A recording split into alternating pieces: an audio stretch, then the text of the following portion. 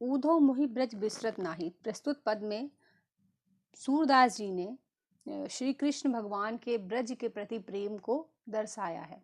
श्री कृष्ण को मथुरा आए हुए अब काफ़ी समय बीत गया है, परंतु जब उद्धव जी ब्रज से वापस मथुरा जाते हैं और श्री कृष्ण को बताते हैं कि किस प्रकार सभी ब्रजवासी उनके बिना व्याकुल हैं और उन्हें कितना याद करते हैं, तब श्री कृष्ण को अत्यंत दुख होता है और वह उद्धव को अपने मन की व्यथा बताते हुए कहते हैं कि सुनो उद्धव, उद्धव मोहि ब्रज बिसरत नाही। कहते हैं कि हे उद्धव, मैं ब्रज की यादों को भुला नहीं पा रहा हूँ, मुझे एक पल को भी ब्रज बिसरता नहीं अर्थात भूलता नहीं है।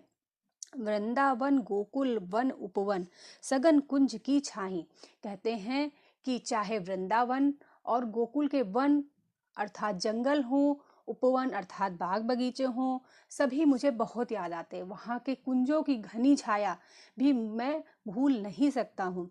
प्रात समय माता जसुमती और नंद देख सुख पावत। कहते हैं कि सुबह होते ही माता यशोदा और नंद बाबा को देखकर मुझे जो सुख मिलता था, मैं उसका वर्णन नहीं कर सकता हूँ। माखन रोटी दध्यो सजायो अद्हित साथ खिलायो।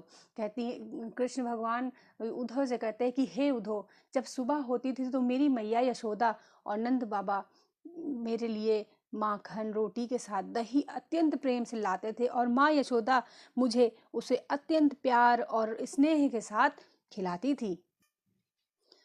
गोपी ग्वाल बाल संग खेलत सब दिन हसत सिरात।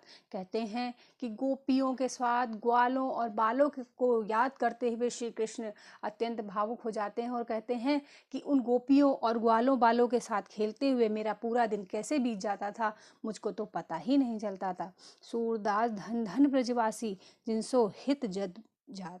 सूरदास जी कहते हैं और ब्रजवासियों के भाग्य की सराहना करते हैं और सराहना करते हुए कहते हैं कि धन्य है वे ब्रजवासी जिनकी याद प्रति क्षण श्री कृष्ण को आती है और वो ब्रज को भूल नहीं पाते हैं।